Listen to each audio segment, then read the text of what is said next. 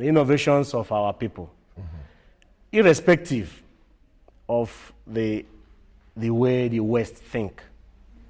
If we say we are independent, if we say, because the problem of the West is not the problem of us. So we need to, even if we want to transfer a technology, we need to adapt it to our local condition. And unless it is adapted to our local condition, it will not work. If something has worked very well in Germany, if you bring it here and think it will work the same way it has worked in Germany, it may not work. So you still need local adaptation. And coming to your question, it is the government, it is left for the government to promote local research outputs. Because if they don't promote that and depend mostly on external resources, it is not sustainable. Because when those external resources come, it takes time to get integrated into the system, and some of them are not adapted. Even the machines, and if it is a vehicle, for instance, and you apply it on our road, it will break down because the type of road we have here is not the type of road we have there. So there is need for research to be conducted on local needs, and there is need for government, the policymakers, to use the outcome of such a research to take decisions and provide the enabling policy environment that will make the private sectors to invest in such innovation or in such innovative ideas that are being created by researchers. I mean, who actually initiates this? I mean, when you talk about policy, like the way you're saying, is it the government or it begins with you as a scientist? The policy-making process is a complex thing. It's not a linear kind of thing. Policy-making can be evidence-based. Policy-making is also a political process.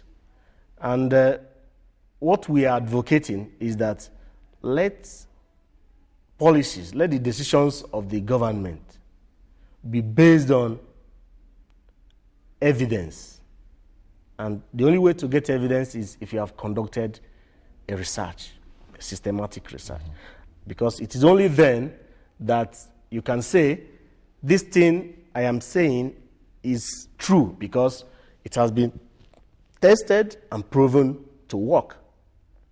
Not on hearsay, not on by any other way of accepting a decision. So decision making or policy making is not just one way. It's not an easy thing, because you find out that if you present a bill, for instance, in the parliament, it takes a long process, debate. In the process of doing that, they are looking for evidence, they are looking for workability, they are looking for so many things before they can now say this becomes a government decision. And if it is based on evidence, it is easier to sail through. But if it is based on mere hearsay, it can be thrown out. How closely do you work with the government to ensure that these policies are actually implemented? You've done your research, you've done your recommendations, and the particular ministry or department of the government has actually embraced your research findings. How closely then do you work with them to ensure that they actually implement exactly what you recommended? You see, at the African Technology Policy Studies Network, ATPS, we work with African governments. Currently, we have our chapters in 29 countries of Africa, with the diasporan chapter in Europe and America. We have been able to make impacts in these 29 countries, and we have a plan to extend to the 54 countries of Africa. And how we work is we do this through knowledge brokerage, like the kind of workshop and conference we are planning to organize in Mombasa in November. We plan to bring these people together because you can't talk to them individually. The researchers will be there with their outputs. There will be exhibitions of research outputs by researchers. And a policymaker can see an output or an innovation from a particular researcher and get interested in it. So the important thing is creating a platform. If you create a platform where these stakeholders come together to talk, to mingle together, to interact, they begin to learn themselves. Like I told you, the ministerial conference we had in Kampala was very successful in such a way that the ministers themselves felt that now the people that attended that conference are now able to understand them. Even the vice chancellors and the researchers were able to know that I think we have a long way to go. We need to change our mindsets. We need to adopt new skills of doing things. So bringing research outputs to the corridors of policymakers, you need to create a platform. And that platform is like we do knowledge brokerage. We disseminate information, outputs from the research. Remember in 2009, we do a lot of training and sensitization. In 2009, we prepared the Kenyan government and parliamentarians. We trained them and sensitized them on the issue of climate change when they were preparing to go to Copenhagen in COP15.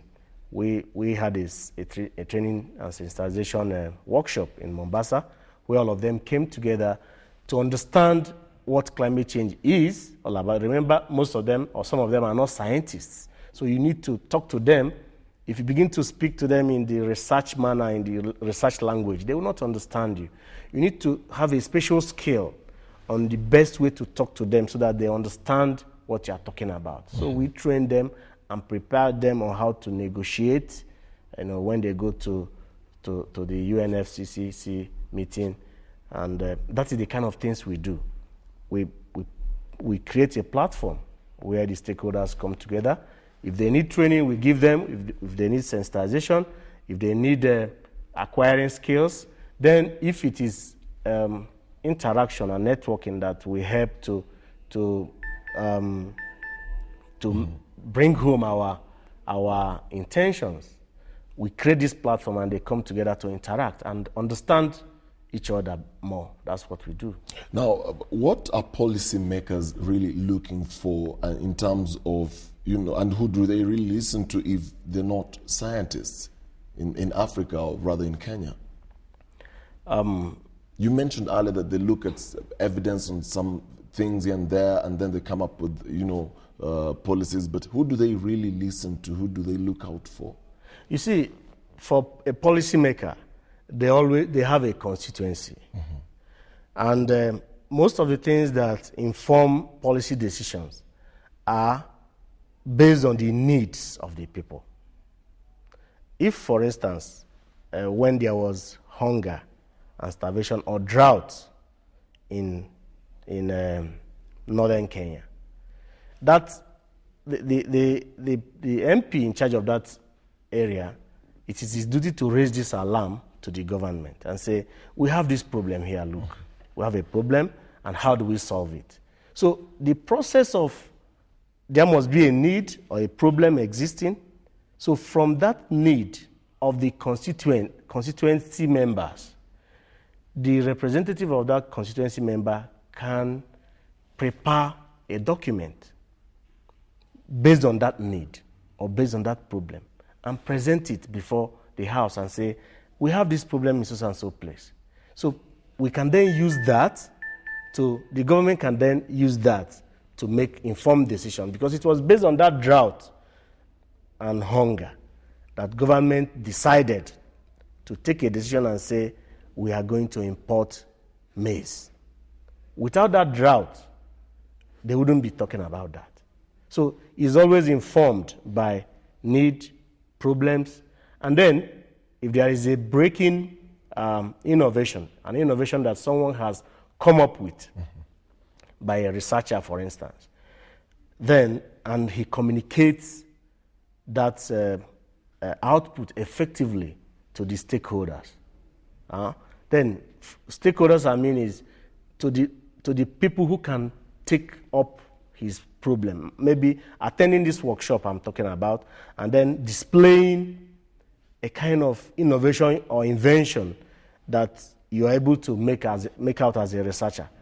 You can see a minister seeing what you have done and saying, I'm interested in this, and can you come and we talk it, we take it forward. And that is it. Okay. It can inform the policy. It can inform decisions of the government. If it is within his docket, within the ministry, he can because every government has ministries. So every ministry is charged with, if it is agriculture, doing things within the confines of agricultural sector to promote the government decisions. I mean, the need to strengthen these linkages, I believe that researchers and scientists will always benchmark their work and how they actually progress in their research findings with other scientists and researchers who have excelled in other parts of the world. In this instance, what are some of those things? You've mentioned the big word. Communication has strongly been the impediment in this case in having researchers and scientists approach ministers and policymakers in a language that they would understand. What are the other linkages between research and policymakers so that the recommendations that are made out of that or the policies are actually practically meant out there? If I get you clearly, you are asking other platforms, other ways they can... Yeah, the linkages. Okay. Apart from the communication, they have to... Communication is the big word, because communication will lead to... It's only when we talk that I can understand your problem. Let me give practical examples here, and maybe it will help us to understand where things have worked out. In DRC, the Catholic University is involved. The government uses the Catholic University to is a university, but the government, before any bill is passed, they use the Faculty of Law to draft the bill and review the bill. Do you understand? Government is to pass the bill, maybe. But now they use the university staff to help them to draft the bill. They will help them to review the bill before it is even presented to the parliament. In that way, you find out that they are working together. And because they are working together, the lecturers themselves feel relevant in what they are doing. And the government themselves feel that the investment they are making in this university is working out fine for them. Another example is in Malawi. In Malawi, the University of Malawi, the government uses them to do pre-budget consultations. Before a budget is passed, they use the capable hands in the university to look at the budget, make sure that it is okay, it meets the international standards, it meets the local needs. Not just doing it there, not that you don't have Ministry of Budget and Planning, for instance, but they still use the university people to look at it with their, skills and knowledge. In Uganda, I know that there is this platform where every MP, every serving MP is paired with an university lecturer. In such a case, the university lecturer is working hand in hand with the MP on a particular project, for instance, on a particular issue, and can advise him systematically on how to proceed with decision-making in the House. So these are platforms that could be created, to enable this linkage to work, because it doesn't work in the air. And you find out that all of them can be put under one box, communication. Because the issue of the government coming to use the university lecturers in Malawi to do pre-budget consultations is communication. the Catholic University in DRC getting involved in drafting the bill or reviewing a bill is communication. So there need to be this business of doing things together between the three actors, the researchers themselves, the policymakers, and then the private sectors. They are the driving force of any economy. The private sector? Yes. I mean, I'll read two very quick SMSs here on our number 8040, where viewers are actually responding to some of the things we're talking about. One here with no name says that, what are your suggestions of how to involve the private sector in funding research? Yeah. It's tying into what you're actually just saying. Yes.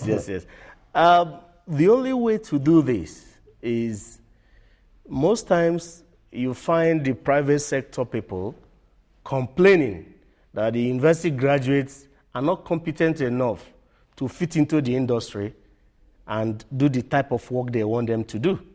So you find a bank, for instance, employing somebody who read banking and finance, and then sending the person to an in-service training, in-house training, to train the person again on how to conduct the business of banking. So the private sector people are complaining seriously that that's why we were in a training in Burkina Faso sometime, and the private sector actor said that university graduates are half-baked. And this caused a lot of trouble because the university vice chancellors and lecturers there, they did not take it lightly. There was a little problem, But that is the case. If the graduates are not doing the expected work, the private sector people that employ them expect from them, then the only thing they do is that they send them for retraining. And this retraining is costly for them. So the way out is we need to involve the private sector people. The kind of research we do in the universities must not be research for publication and promotion. It has to be need-based, demand-driven research. And that demand-driven research is determined by the private sector. It is the private sector that said, okay, we have enough mangoes that waste out for the dogs or the chicken to eat during the boom. Now, how can we process this mango and ensure that the wastes are contained? It is the private sector person working maybe with a researcher in the university or research institution to develop a processing machine, and then the private sector own is to invest the money and then build a factory and then process these mangoes into juices and the rest. And again, it is important that the private sector people